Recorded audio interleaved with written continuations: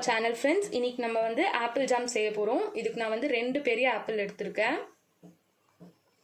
இந்த மாதிரி நீங்க சின்ன சின்னதா சாப் பண்ணிக்கோங்க.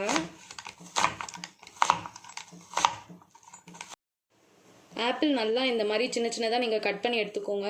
இத வந்து இந்த ஜார்ல நம்ம போட்டுக்கலாம்.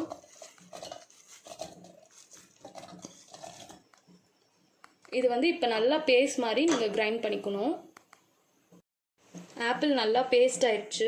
இப்போ இது ஒரு கப்ல நான் ஊத்திக்கிறேன். இதே கப் அளவுக்கு நம்ம சுகர் எடுத்துக்கணும். இதை வந்து இந்த பேன்ல நீங்க வந்து ஊத்திக்கோங்க.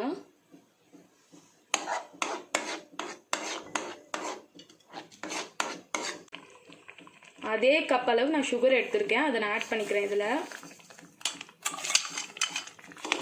நல்லா மிக்ஸ் பண்ணி விட்டுக்கோங்க.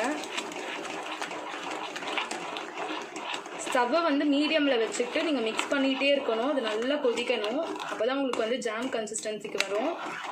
ஒரு மாதிரி டிரான்ஸ்பரண்டா இருக்கும் குக் ஆயிட்ட அப்புறம்.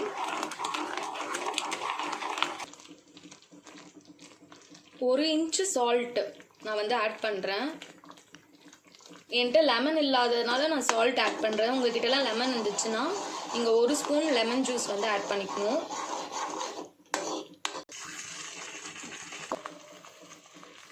இந்த ஜாமை வந்து நம்ம ஒரு ஏர்டைட் கண்டெய்னரில் ஸ்டோர் பண்ணி ஃப்ரிட்ஜில் வச்சுட்டு நம்ம வந்து சப்பாத்திக்கு ப்ரெட்டுக்கு எல்லாம் யூஸ் பண்ணிக்கலாம்.